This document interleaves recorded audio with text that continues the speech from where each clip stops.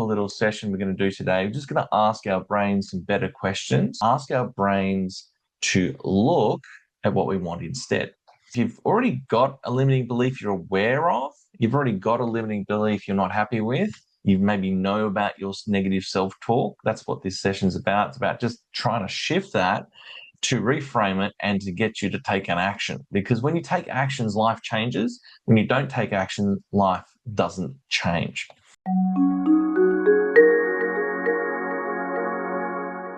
Today's session, we're going to get you to look at your experience in the world. We're going to have you experience coaching. We're going to make you aware of your mind's abilities. And then we're going to allow you to change inside yourself, to influence yourself, right? That's the idea. So I'll just do a very brief introduction of myself, and then we'll introduce today's topic, which is the mindset tool we're going to use. In this case, it's Robert Diles' Sleight of Mouth. And then we'll do some activities by asking some questions, all right? So if there's interaction, it's going to make it really cool. If there's interaction, it's going to allow us all to move forward. So that's the idea today. We're going to move ourselves into asking better questions. A quick introduction of myself. My name is Matthew Tate. I'll be your trainer today for this session, and we're going to shift your mind together. If you want to check me out, I've got my MatthewTate.com website there where you can help yourself to shift forward, and you can connect with me should you need to and want to. I also have the YouTube channel, Fork in the Road YouTube channel, which is all about sharing these tools, which is what this is live streaming on right now. Briefly about identity, which is where beliefs come from, beliefs that form part of your identity, right? You've got a whole bunch of beliefs, and that all leads and feeds into your identity. First of all, I love identity, and I became obsessed with it because the reality is I am statements are the big clue to me as to where you're at in your life. It's a big clue for myself. It's a big clue for everyone around you. It's a big clue on how to change, because when you shift your identity, your environments, your habits, your behaviors, your skills, your capabilities, your beliefs, your values, just everything shifts when your identity shifts. So that's the whole point about today, is to help you tap into your identity a bit further. And secondly, a little bit of personal story is identity is important to me. I didn't realize until I got into coaching that the fact that I was adopted when I was 2 days old meant that who am I had been a very strong influence in my life, in my coaching, in my research, in my work with coaching clients. And as a result, I'm doing sessions like this, right? So that's the whole thing that was very, very strong with me. So you think about, in my first 2 days of birth, my name was Jeremy, and now my name is Matthew, right? So there's a whole sliding doors identity moment. Hence why this is always fascinating to me, because our identity is a bunch of generalizations, but it's also a bunch of history that's in behind it. And as a result, I did a bunch of videos on my YouTube channel at the start on adoption. I went to the Without Consent exhibition. I did book reviews from adoption resources as I was thinking about going into that space. And so that was what we were doing. And so my background is that I've got this YouTube channel, but I've also done a bunch of training in the space of NLP, which is Neuro Linguistic Programming, hypnosis, life coaching, speakers, self-directed healing. I'm also accredited trainer and assessor with regards to the VET system here in Australia, which is vocational education training, where I was training people in an institute for about 10 years. So I've got some experience with teaching. And of course, I love my YouTube channel. I love presenting, and I love sharing the coaching content. So on to today's session. So that was a brief introduction of myself. Now let's talk a little bit about the belief change that we're about to do and where this comes from. So the goal of today is to change a limiting belief. The goal today is to get yourself to where you want to be, taking action. Because when you take actions, life changes. When you don't take action, you stay stuck, right? So this is the goal. When you take action, you learn really quickly. When you don't take action, you stay stuck, So this is something I'm using for myself all the time as I'm going up different levels and changing and expanding and going into completely different areas. So why are we doing this? Well, we're overthinking. We're not going anywhere. We're sitting there like this dude in the hoodie, just stressing. And instead of actually doing something, right? So doing something is the ultimate result, is taking actions. We want to shift a negative belief to the positive or to something where you take action, right? So this is what we want. Time for action. This is the goal of today's session. Now, this is an interesting little concept about spiraling up and spiraling down. We all do it in different contexts, different situations. And we spiral up because of this loop I'm about to share with you. And it's all about our references and the outcomes. They feed back into our beliefs. And this is a really interesting concept, which I learned from David Shepherd in the United Kingdom. And that is your beliefs about yourself, about the world, about the people around you, about certain labels you put on things, feeds into your abilities. So if you believe you can do something, you'll go and learn something and apply it and create a skill. And then that feeds into the actions you actually take, right? So if you don't believe you've got ability, you're not going to take the actions. If you're not going to take the actions, well, then you don't get any different results. And if you don't get any different results, those results, good or bad, feed back into the belief. And it becomes this upward spiral or a downward spiral. Now, for those of you who don't know, I live in a place called Surfers Paradise. And in this place, there are people you can see who have very high energy and their belief goes up. You can see that they are leading higher energy lives. They do believe in their abilities. Some of them may be a bit delusional, but the reality is their energy is high and they're taking different actions. And so the results in their life feed into their belief, and their belief about themselves is very strong. But the opposite is true. We also have some homeless people here. We also have some people who are clearly affected by drugs and some other people who are maybe stuck in their jobs. And you can see these different people, their belief in their abilities, their belief in opening up their vision to try something else leads to their actions being the same ones they did yesterday. And whether they're negative actions or just boring actions or they're harmful actions, those actions lead to results. And then those results feed back into your belief. And so you end up with this downward spiral. And if you've ever felt yourself feeling bad, it's because it probably started with the belief, your belief about your abilities, and then your abilities led to action, and then your action led to bad results. And then you start beating yourself up for the result instead of getting further up that chain in that loop and changing it. So that's a really interesting philosophy I learned from David Shepherd in the United Kingdom. So now we'll move on to what a belief is held up by. And a belief is held up by a table. Imagine a table. In fact, there's a picture of a table I prepared earlier. And what happens is you've got this belief from Tony Robbins' book. I love this book, Awaken the Giant Within. He has this idea of a belief table. And your belief's up there on the table. For that belief to be held up by those legs, it's sitting on the table, it's held up by the table. And what happens is we have a bunch of experiences. And those bunch of experiences lead to a generalization. And in order for that belief to stay stable like a table, we need to have the four legs there. If you cut two of the legs off, the belief starts to fall over. And it's no longer a table, it's now a slope that's not looking too good. It falls over. And so the belief starts to not be real, right? So the goal is to introduce some doubt, and the goal is to open up other possibility. So you create this first generalization, which is a bunch of deleted, distorted, and generalized references or experiences.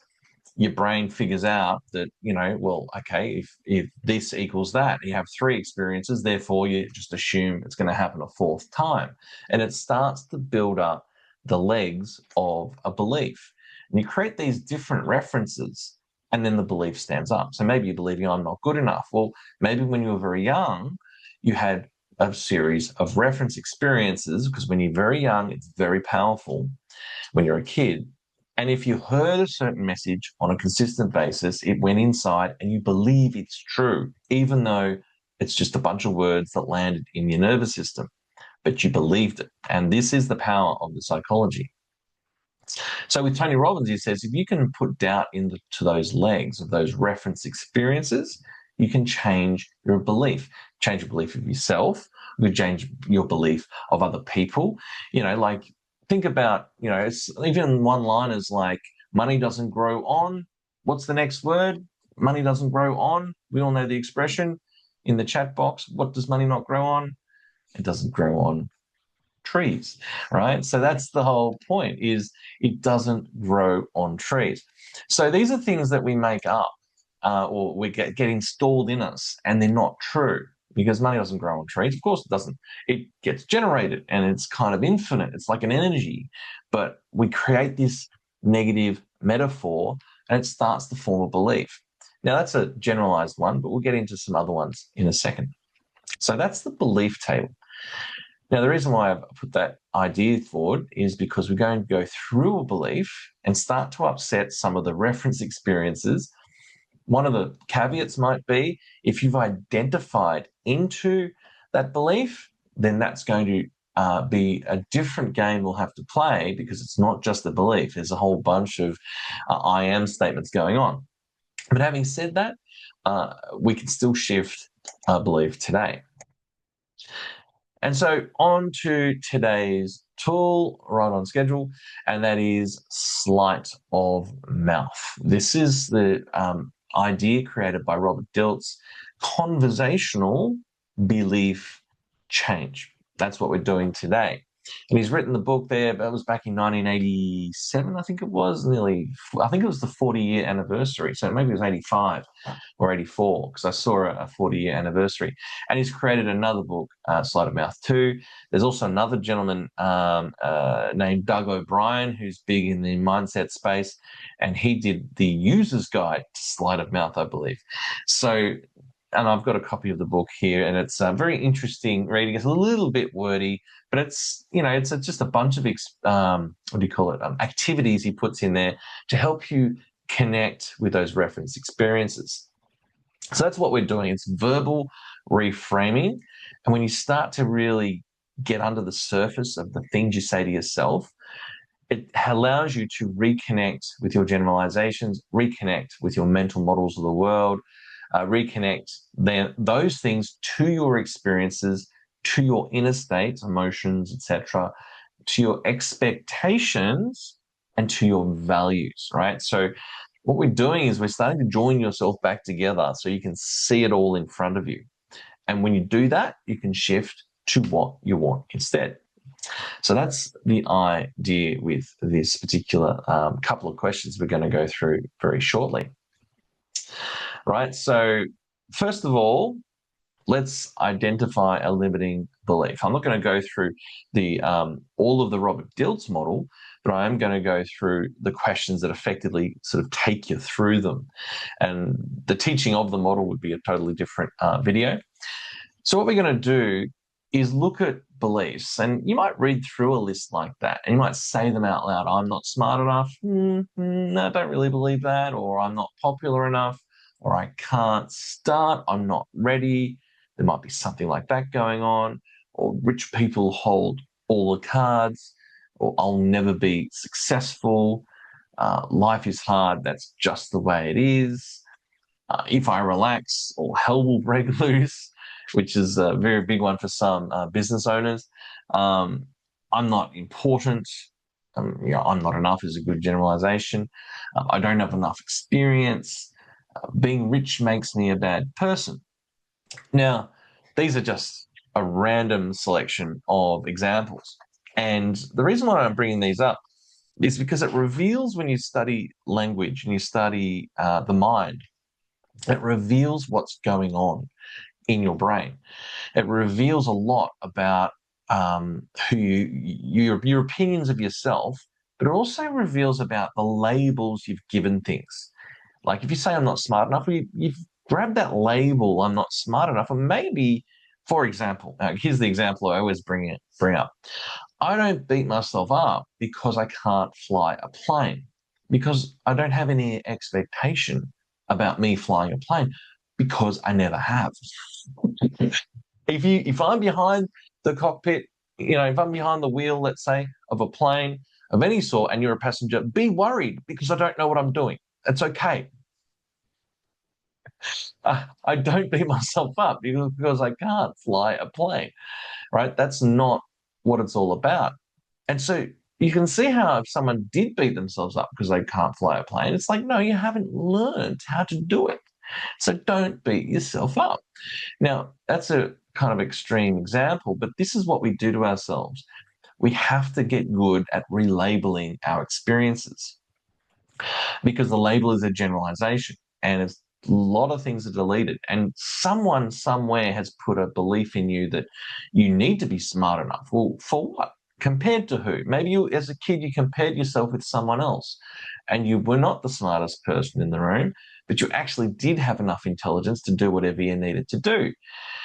Or I'm not popular enough, similar thing. Maybe it's that status thing is important to you, but the reality is it needs to be relabeled because those people are actually quite miserable in their life. So we've got to relabel things. I can't start, I'm not ready. Well, compared to what? I mean, if you're going to start something and you're not ready, do you want to start the thing? Maybe it's not that I'm not ready. It's like, well, I don't want to start. And that's okay. Maybe you're on the wrong path. Or maybe you really want to do the thing, but maybe you need to relabel I'm not ready. So now I'm a student, right? You can see how it starts to reframe it, relabel it.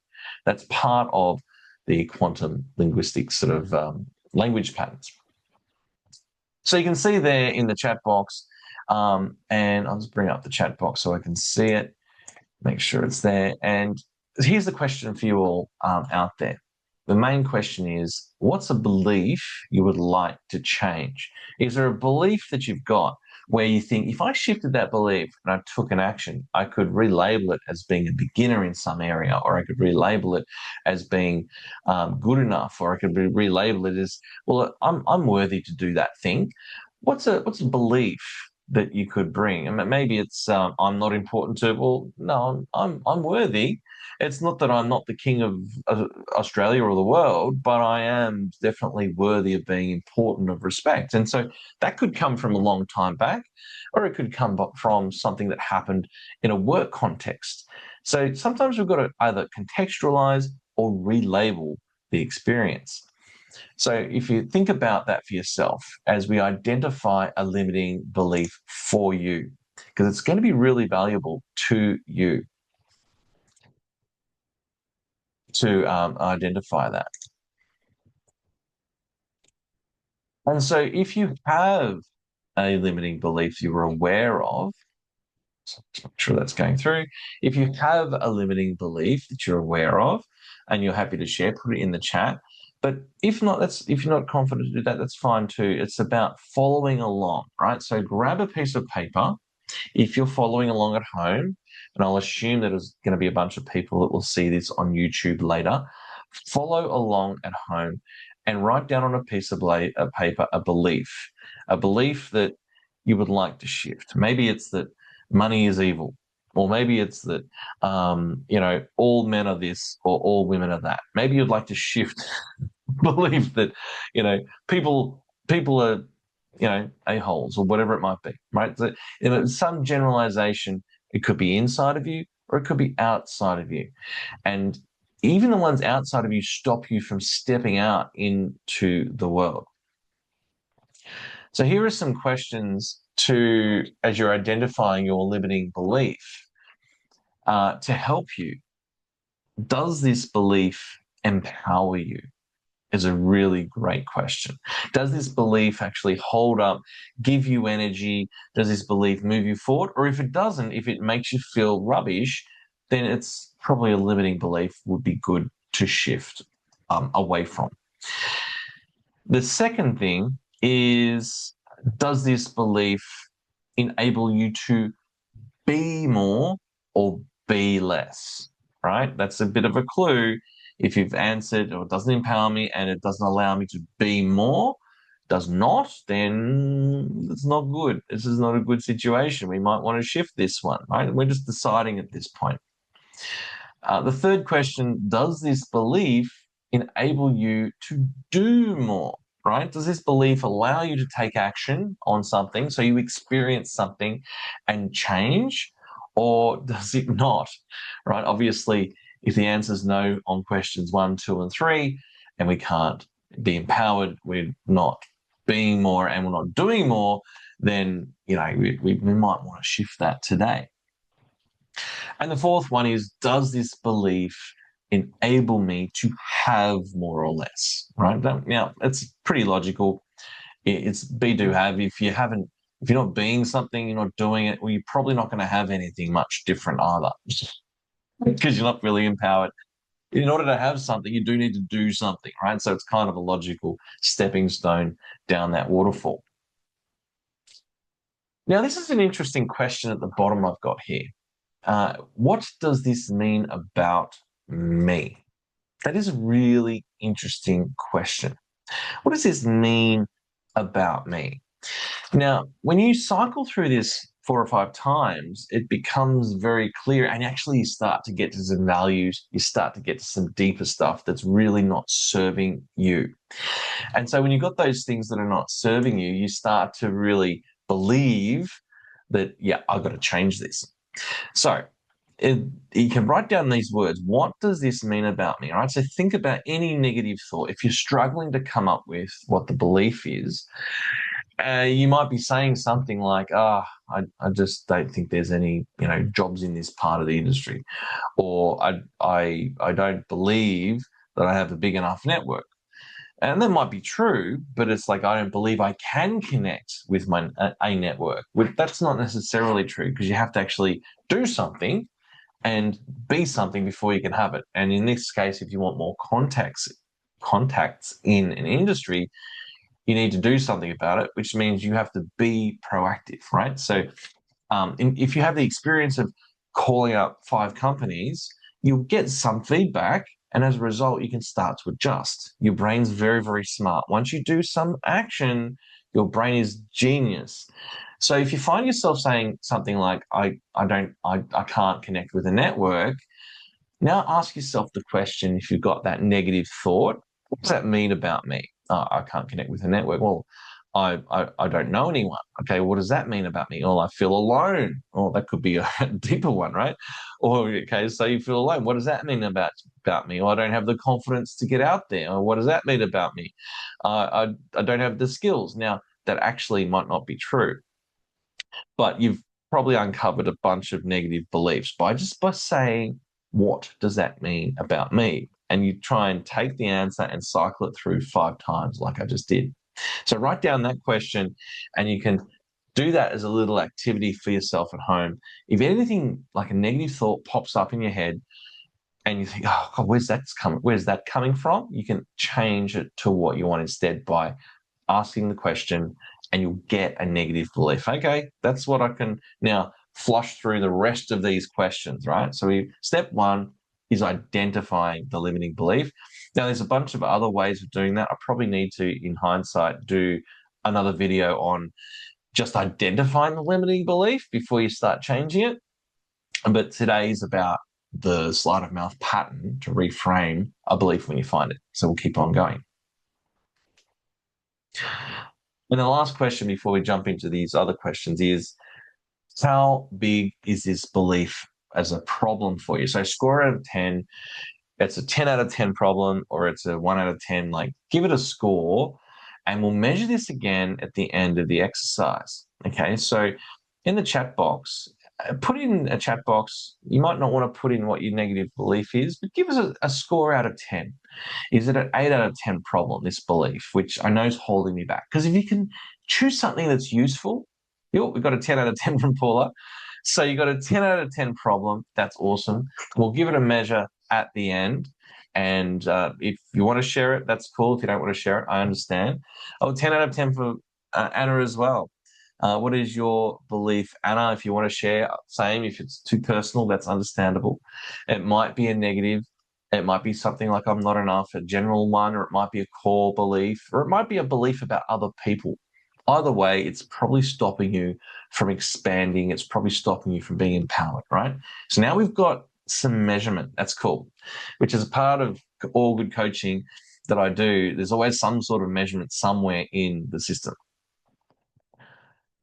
Let me get into my chat. So I've got a 10 out of 10. Step 2. Now let's get into the juicy stuff. Now, this is about motivation, right? So that it's making sure that we're not just doing a wishy-washy belief, that we're doing a belief that actually will be useful and make a difference. So it's like if it's a belief that the sun will come up tomorrow, it's not really much use to you. It's not really involved in your world, right? Or that there are 4 seasons in a year, or, like it's like, okay, their beliefs, they're great, or that the earth is round. Let's not deal with those. Let's deal with ones that actually are impacting on your life right now, that are negative, that you're not happy about, that limit you, where you want to take action and you want to feel proud that you've expanded, right? That's what we want. So here is the motivation question. How much has this belief costed you, or how much is it costing you in the past? So how has this belief cost you in the past? And you can say, well, it's stopped me from connecting with friends. It's stopped me from making money. It's stopped me from having a job. It's stopped me from, it's cost me time. So is there any words with Paula and Anna in the chat box, just to have a little bit of interaction, that you can think of where you can think, well, what was that cost for question 5 in the past? It could be a long time in the past. It could be no relationships. It could be a limited network. In the chat box, if you've got anything that comes to mind, it could be a one-worder that doesn't necessarily reveal your limiting belief. And no relationships, they've got that. So no relationships could be either intimate, or it could be friendships, or it could be business, right? So it could be a bunch of different relationships. It could be opportunities. It could be inside a vocation. It could be inside socializing with in like clubs and things like that, like different types of sporting clubs or associations, right? So there's a whole bunch of things that could mean. And with no relationships, that as a consequence of that, there'll be other costs. So that's a really good. Thank you for interacting, Paula. Get my tech going. Next slide. Next question. What is this belief costing you right now? And maybe possibly how much? Sometimes there's money involved. Sometimes there's time involved, or energy. It might be costing you, that confidence in yourself might be part of what this belief is robbing you of, right? So have a think about that for a second. What is this belief costing you right now, right? So right now we're just stirring the pot to get you motivated to change it, right? So let's keep going with that. And so let's say you got the relationship thing, what's it costing you right now? It could be time, right? So is there a word in the chat box that comes to mind that is costing you right now? If you have any words that you'd like to share, that's cool. It might be the fact that there's no opportunities, right? It might be the feeling alone, or it might be there's a whole bunch of things depending on the context of the relationship. And so that is these are really good questions just to make sure that you've got something that's juicy enough to change. And question 7 is, what will this belief cost you in the future? Or how much will it cost you in the future? So if you think about the future, sometimes, and I do this too, we get caught up in the present moment. We don't move ourselves forward, and we don't think about the cost of no action. It's kind of like, I think weight loss is the obvious place where you're not taking action on the weight loss. And the cost in the future, we all know logically, that, and smoking is another one. But with weight loss, if you don't exercise or you don't eat reasonably and you do it for 20 years, well, you might end up being, 200 kilograms or 400 pounds or whatever it is, where you can't move and you medically are now falling apart, which is a very scary prospect. But because that is so far into the future, people are so what's the word, immune to the reality of where that's going. Even it's like you jump on a slippery slide, and, a water slide at Wet and Wild Park up the road here in Coomera, which is not far from here. It's all of the theme parks. You get on that slippery slide, it's not a surprise you end up in the pool at the bottom, right? Because that's the whole point, right? And this is what happens with these actions we take. We end up in that slippery slide down to the pool at the bottom. Now, that's a more pleasurable experience, but if you've got a negative thing going on, think about in the future where you want to be. And if you don't change that, or if you don't do something different, that you're going to end up there, right? So all we're doing here is we're stirring the pot to get you to what you want instead. The belief table, right? So you got your different references. Now what we're going to do, we're going to knock out some of the legs of this belief. All right, so you've got your belief, right? Remember, you're following along with your original belief. You've motivated yourself. Yep, this is going to cost me now and in the future and in the present even. And so now let's knock out the legs of the table. Now, this is a really cool question. How would you know if this belief was false? That's a really good one. This is where we're getting into more the quantum realm, quantum linguistic side of things in the reframe. How would you know if this belief was false? Now, this is where it'd be cool to know in the chat box. How would you know if the belief that you had was not true? In the chat box, if you have any answers about this belief, and how would you know? Would you know that I've got more people around me? Like, I'm just using the word relationships. Would you know that I've got more connections? How would you know if it was false? Or, where you maybe believe that, I believe that I can talk to anyone. Or I believe that I do have the ability to connect. Or that maybe there's a deeper belief that if I do connect with people, that I'm going to get either hurt, or if I do connect with people, I'm not going to trust them. Or maybe I need to believe that I have the ability to find a better pool of people. Previous positive experiences, that's a great answer. So if you've got previous positive experiences, you would know that this was not true. That's really cool. So if this belief was false, that's how you would know. You've got previous positive experiences. And, if I was doing a coaching session, I'd be saying, right, let's go and dredge up all of the positive experiences and put them in front of you, because it's all about focus. Our life is about focus. What we focus on, the words we use, and our physiology, going back to Tony Robbins and his philosophies, that's called the emotional triad. It completely changes your state. And if you focused on all those times when you did have that faith in people and these positive experiences, you'll start to shift the belief and put some doubt into the belief. Okay, so yes, you might have this thing come up, but you've also got this other experience that doesn't make it solid. It makes the belief shaky. That's the negative belief. So that's an excellent answer. So here's the next question. For who is this belief not true? All right, so for who do you know in your life that does not believe this? And as a result, that's going to send you into what's called a trans-derivational search. You're going to go back into your friends. You're going to go back to maybe, if it's a relationship thing, with other couples who don't believe this is true, whatever that belief was. And as a result, and they've got positive experiences, and they're focused more on the positive experiences and not on the negative. So what this does is it makes you access those other people, and makes you access people you know. And it might be someone on TV. It might be someone you personally know. It might be someone who's a work colleague. It might be someone who was at school, or someone who was in your past life, someone who's in your current life, right? So accessing that is a really powerful way to consider, has someone figured this out? Has someone had a good experience in this part of my life? Really good question. Here's another one. Quantum Linguistics 101. When was this belief not true for you? And so I'll bring up the chat box again. When was this belief not true? I would imagine in the previous positive experience that you accessed, and it might be 5 years ago. It might have been a particular time. If you have a time frame like, it was 5 years ago with a friend, or 6 years ago with this, or last week.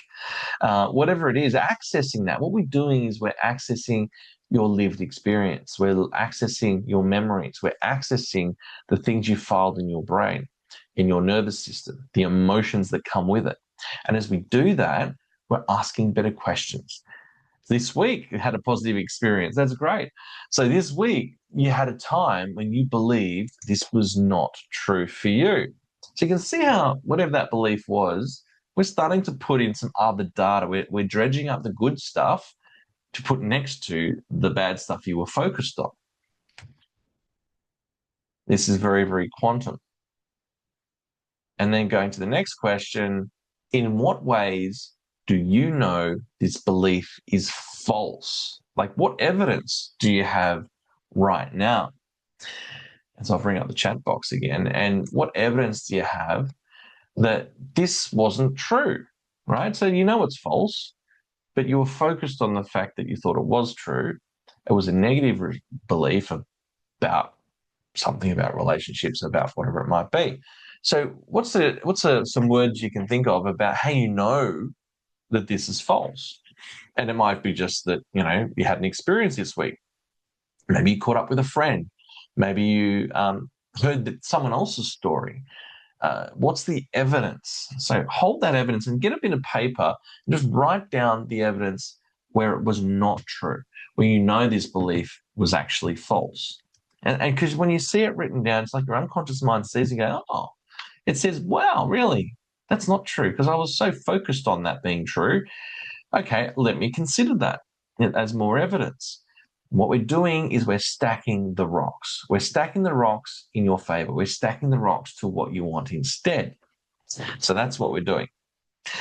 Fantastic. So these are really good questions. So as you're going through this and you start to collect the evidence, if you're doing a one-on-one coaching session, we'd spend a bit of time on each one and really get you to tell me some stories about these people, about these things, about these experiences where that belief wasn't quite true. Now, there might be something deep neurologically going on. That's fine too. But let's introduce the doubt, because that is the stepping stone. If you read the book from Robert Diles and his Sleight of Mouth, he talks about introducing doubt as the stepping stone towards what you want instead, towards the opposite belief being true. So that is step 3, the legs of the belief table. And we're opening up the quantum realm. So now let's open up possibility in step number 4, right? So the step 1 was identifying the belief. Step 2, we looked at, other ways of looking at everything. Step 3, we then knocked out the legs. And then step 4, we're opening up possibility. So here's another question, question 12 here. In what way could the opposite of this belief be true, right? So you got your belief and then you've got the opposite. So first you have to identify the opposite. So let's say it's I'm not good enough to like I am good enough, or I could be good enough. I could be good enough at this. Ooh, in what ways could you be good enough? Or maybe I'd have to go and learn something. Maybe I'd have to go and learn something from someone who has done this thing before, whatever it might be. Maybe you need to say, well, I can learn it, I can apply it, have some experiences and build up my confidence in that area. See how we're relabeling what it might be. And if it's in relationships, maybe it's like, well, maybe I can find better people, shift inside myself and find better people in my world, right? And I've got the positive experiences and then how could the opposite be true? So what it does is it forces you to think about the opposite and start to focus on it and then think of a pathway of simple actions for you to move forward. Question 13. What was the purpose of having that old belief? What did that old belief do for you at one particular point in time? It's my opinion or my assertion, using a Peter Cronism, is I would assert that the purpose of any belief is to protect you, is to look after you, is to stop negative things from happening. And the old belief had a positive intent. It's very much an NLP tenet, which is Neuro Linguistic Programming. And so at one particular point in time, that old belief was looking after you, right? So what did it do for you at that time? And you'll go back to a particular time, a memory, a period of your life where it was perhaps some stuff going on and it was true in that moment, but it's not true as a generalization. That's what our brains do. They love to generalize to save ourselves energy in the future. It's what our brains do. So that is a really great question. And maybe in the chat box, I'll open it up again and see, well, what is the positive intent there? Like, what is your the old belief doing for you at that time? Maybe you've got a word that you can think out loud, or you can type in the chat box where you can think about like protection. There we go. So that's what it did for you. And that is a perfectly valid thing. Now, what this does is it gives you some, what's the word?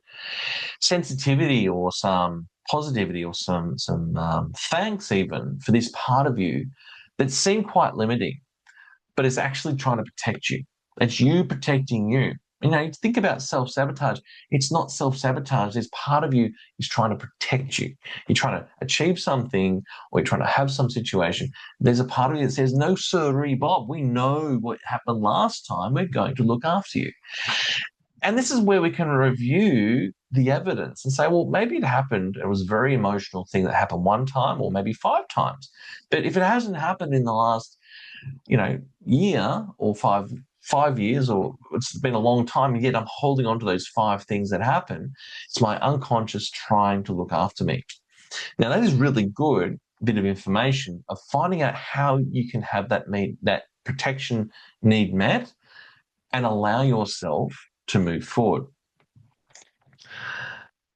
And so the next one, question 14, what do you want to believe instead? Right? So you've got your belief, something, let's say this example, we call it as relationships. You've got the positive experiences in the past. You've got it happened this week was one positive experience. You got the word experience, protection was the thing it was trying to protect you from. So think about what you want to believe instead. Now, this can be either very easy for some people, but some people it's quite hard because they're so fixated on the negative belief. And we've got to work sometimes with some people quite hard to get them to look at what they believe instead, simply because they haven't focused on those reference points, which is part of what we were doing in these questions in the previous step, is that we were focusing on possibility. We were focusing on some of the things that are the opposite. We're focusing on, well, who do you know? Well, you take it out of yourself for a second, who already has this thing you want. Maybe they have a belief you can borrow until you get your own, a positive belief, right? What do you want to believe instead? That's the question. So it's really powerful when you have that opposite. So let's say I'm not good enough to I am good enough. Or some of the other examples I had before is that, money doesn't grow on trees. Well, money's readily available if I find the right avenue, or all rich people are evils, and there are good and there are bad people in the world. And no doubt that's the same with rich people, right? So they've figured out something and they've got a skill. So it's like you can reframe it, relabel it if that's the unconscious thing that stops you from moving forward into that space. And in relationships, like all men are bastards, all women are bastards, whatever it might be, or maybe it's like, no, there are some good people in the world. And I've got to energetically connect with the right ones, with the ones that are in a positive way, firstly by shifting me, and then I'll magnetize those good people to me. I'll be fishing in the right ponds, so to speak. Or maybe it's a job situation where you're going for a job and you're not getting it. And it's like, well, maybe I need to fish in a different pond. Maybe I need to connect with them, do some networking first. Maybe there's a stepping stone, right? So it'll actually unveil some actions that are around that, which we soften the belief to something that's more useful, that allows action, as opposed to all things are this, which is a generalization. We open it up to more nuance, which allows you to step forward. So it's really useful question. So you've got this new belief that, okay, the belief I want is that I am good enough, or the belief I want is that I'm prepared to be a student to step towards being good enough in a skill, which is different to not being good enough as a person, right? Very different. So with this new belief, how do you know that this belief would be true? Oh, this is very NLP-esque, this one. So what are you going to see? What are you going to hear? What are you going to feel? What are you going to think in your head? What's going to present to you where you know this belief is true? That could be one coaching session by itself, just that by itself. And we would use that in ideal self kind of context, with the ideal self being that I am, this evolved being that's figured everything out. What does it look like? How do I know that this belief is now true, this positive belief, right? So what we're doing is we're opening up possibility. We're accessing some sort of stepping stone towards action that is something that also is going to reveal your values along the way. You're going to reveal the unconscious drivers inside of you as you access all of this. So really cool stuff. Okay, so before we explore the positive, and I'll go back to the chat box over there. Relationships are easy, I can see in the chat box. So that's fantastic. I love that. That's a really good belief. My God, that's a rabbit hole, that one. So, and how do you know or believe that this is true? Because we can have experiences at work, we can have experiences in relationships, we can have experiences with friends, with strangers, with acquaintances, right? We're going to meet all sorts of people that are coming from all angles. But we're also going to meet some people where it is easy in the relationship. And there is that, symbiotic, what do you call it, connection where a lot of things are easy. There'll be, all relationships have some arguments, but overall, it's going to be easy. It's not going to be this difficult thing. And that's a very powerful one. So that's a great share. And how will you know that this is true? So you've got that relationships are easy. How will you know that it's true that relationships are easy? You're going to have some positive experience. Maybe you go out for lunch with someone in a relationship, whether it's a personal relationship, intimate, or friendship. How do you know it's true? Well, you had a great conversation. Conversation flowed. It was deep and meaningful. It was this, it was that. We seemed to bounce off each other, that sort of thing.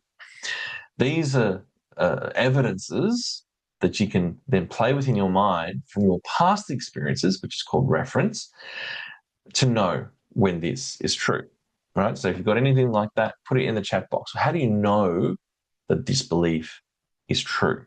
Really powerful. And now let's explore the positive. So exploring the experiences of situations that have succeeded. This is a good one. So who else do you know of that has this belief being true, right? So you've got a belief that, using the example, relationships are easy. Well, who experiences that? Who do you know? It could be someone on TV, someone you know as a friend, someone who you've known in your family. It could be a work colleague who you worked with who just seemed to always have great relationships, both in the office, out of the office, friends. I remember my dad told me a story of a doctor who worked in this specific hospital in Melbourne, and he was working with him, and he said, this doctor, I don't know what he's a genius, but he seems to be friends with everyone, right? He just seems to, like, if you wanted to have a representation in yourself as to a model, this guy, he just, and he was a genius. He knew everyone. He knew everyone's name. He knew who had kids. He would speak to the nurses, he'd speak to the admin staff. He would speak to patients. But he would be such a genius. He could speak at this high philosophical level, and he'd also know who won the football on the weekend, right? He's just this really interesting human being, right? So it's a reference. So we've got friends as an example there with Paula in the chat box. That's great conversation. And what it does is it makes you reference your opinion on what you're thinking about with those people and what you've observed. You've seen something, you've heard them talk on the phone, you've maybe felt their energy. There's been something about them, an ease inside themselves. Here's another great question. How many times have you experienced this new belief being true in the past. Now, in this example, in the relationship example, we've got friends, we've got relationships are easy, and then you've seen that with other people, you've experienced it. And you might have had situations where conversation just flows, or you might have had situations where you've really connected on a deeper level. Maybe you've connected with people in an association where you just were already in tune, your brains were already wired the same way. You're already in rapport. In coaching, we always talk about rapport. Being in rapport is super important. So that is the important part of opening, accessing, and getting to that fantastic new place. And question 18, which is the last one in the list of questions, is what are all the positive consequences for believing this is true all the way out into the future? All right, so you got this new belief, right, that relationships are easy. And from this day forward, you step out into the future in your mind. It's called future pacing. And you go 1 week from now, you go 1 month from now, you go 1 year from now, you go 10 years from now. And there's this compounding effect of believing that it's true, that in this case, relationships are easy.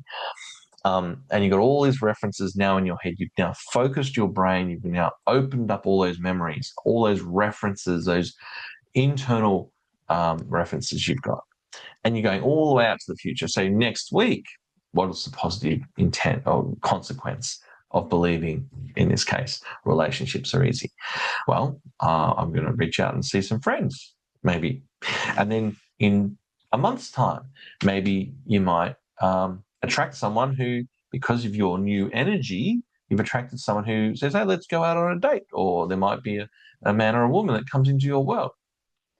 And then you go, a year into the future, maybe a relationship forms from that, or maybe there's something, it's a work relationship, right, where it's easy, relationships are easy in a work context, right? So maybe you've allowed yourself to shift your energy, you've put yourself into some different job situations because you've allowed this belief to not stop you, the old one, and you've allowed the new belief that relationships are easy in the workplace, in relationships, in friendships, right, or in your associations. And so you're going further into the future where you've connected with like-minded beings, right? So this is making life easier because you're already in rapport, you already understand each other on a different level.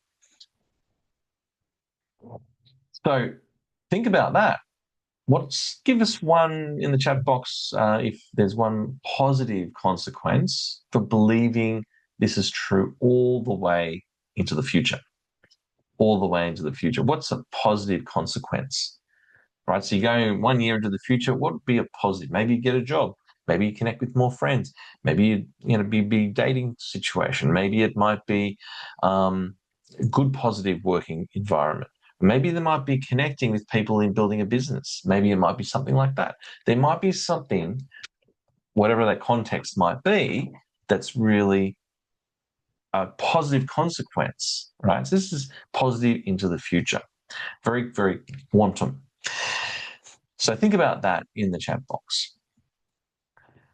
Build a larger network to support a new business. That's a great one. Wow, that's a cracking answer, fantastic answer.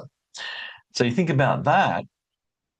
This is now motivating, isn't it? This is now, okay, well, this would be good to shift this negative belief. This would be good to move myself forward. This would be good to get myself to take a small action, to change the energy inside myself, which then will attract different things towards you and give you to take different actions yourself.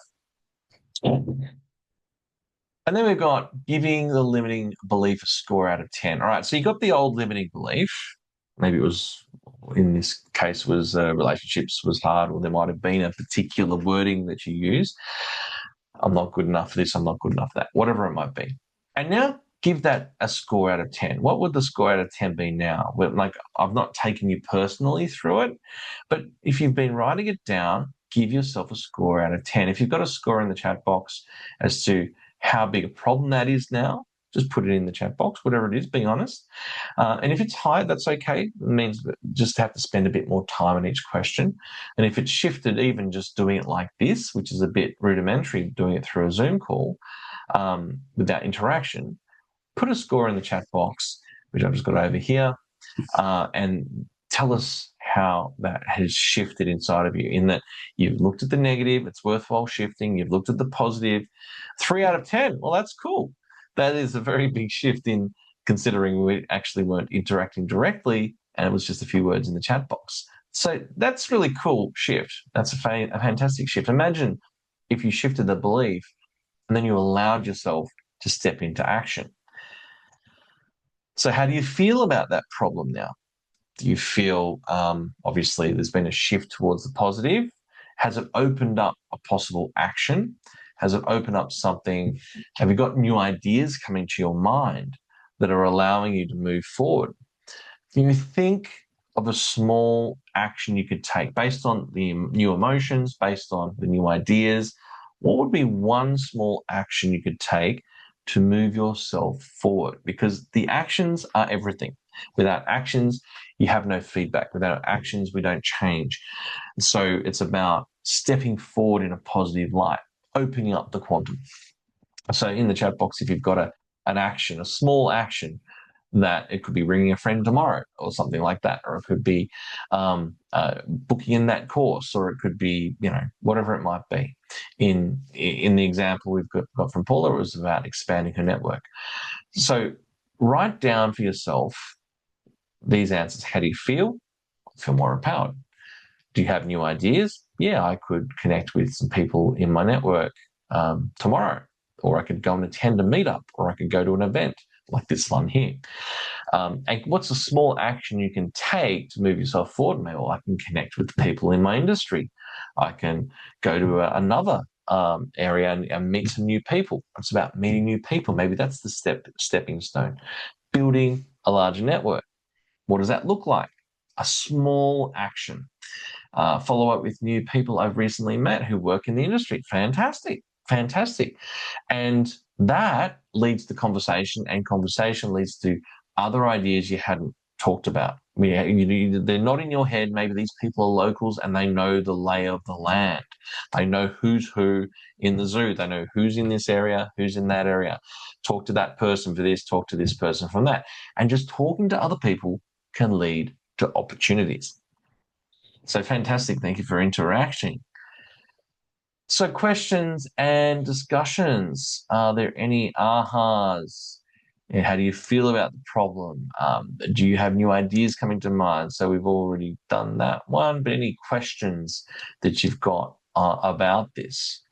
And that next slide is actually another way of doing the reframe in this Dilts model. But that is pretty much feeling energized. That's great. Awesome. It's a great feeling energized and ready to take some action. That's good, because you need to have a high vibration, a high energy to take action. You've got to be excited to take action. You've got to be looking forward with some sort of vision to take action. And that's what we want. And that's fantastic result from what is just me talking through a screen and you writing some notes down. You're connecting with what you want instead. And you've got your small action, connecting and following up with your people in your group.